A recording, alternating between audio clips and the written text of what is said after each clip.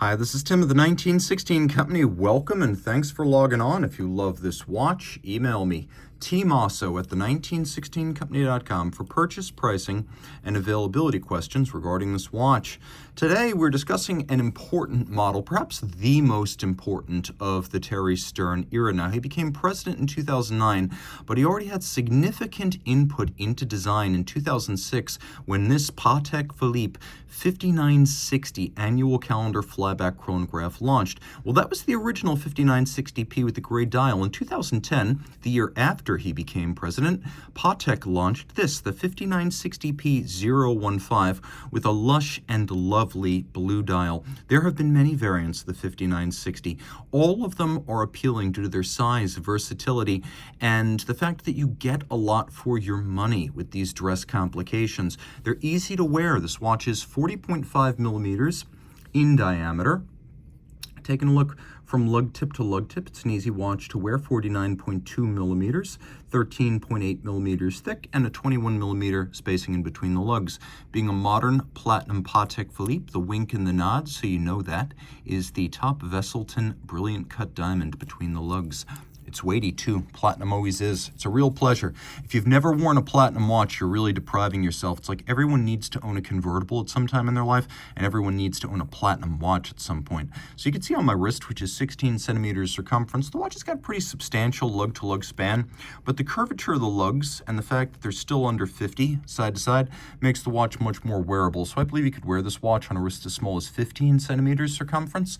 It's not as thick as the bare measurement would suggest. The case and the bezel and the crystal are sloped, so a sleeve will ramp up and over this. Let's take one last look at the down the barrel and then over the top, where you can see the lugs are out near the edge of my wrist, but not over. This is the angle that always exaggerates the lug-to-lug width. Taking a look at the strap, very high quality, large and exceptionally large, rectangular symmetrical scales.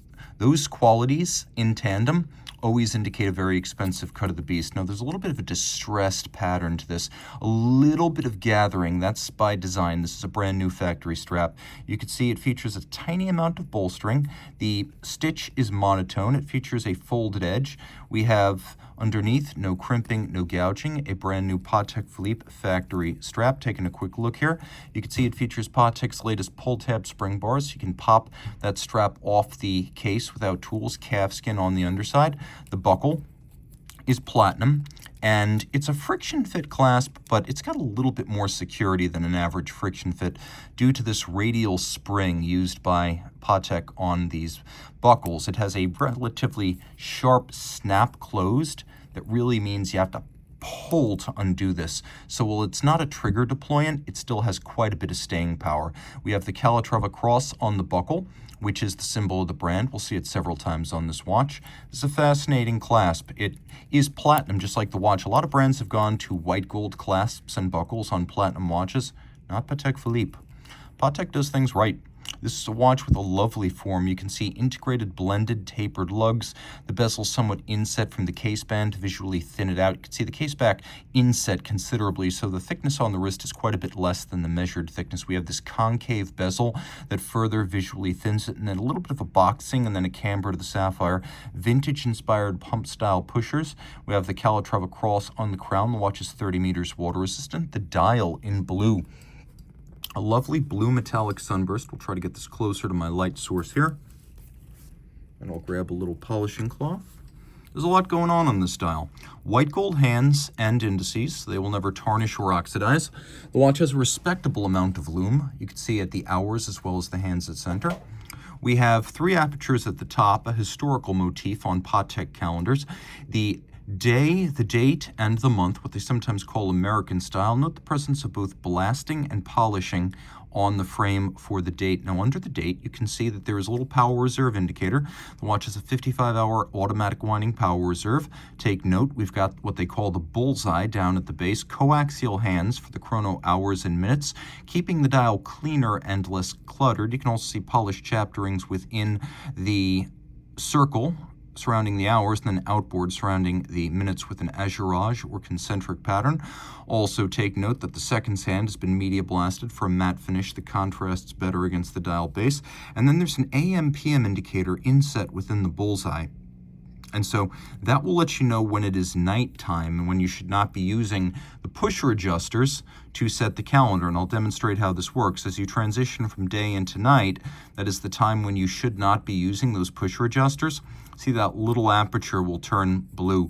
You want to see 0 blue when you're using those pusher adjusters, and that's ideal.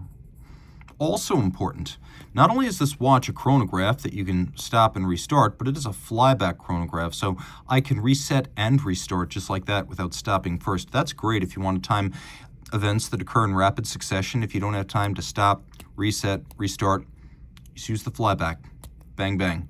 Also important, you'll note that with the chronograph off, there's nothing moving on this dial.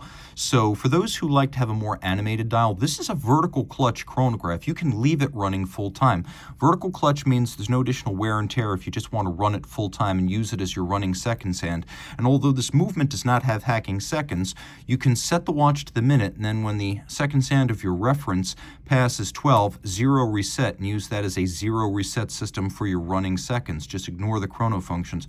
Also important is that the vertical clutch creates no additional jump or stagger when you start it up. It's a seamless engagement. On the case back, you can see the column wheel apparatus.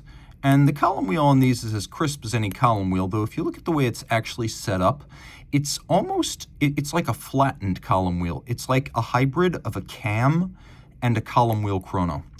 And on that basis, it's a bit unique. I've seen other systems similar to this, but this is an unusual one. Now, what you can also see is we've got a unidirectional winding system with ceramic bearings. The two features in tandem make for very efficient winding. A 4 Hz beat rate. We've got a silicon Spiromax hairspring that reduces the watch's susceptibility to magnetism. It's a 4 Hz beat rate. It's a free-sprung Gyromax style balance.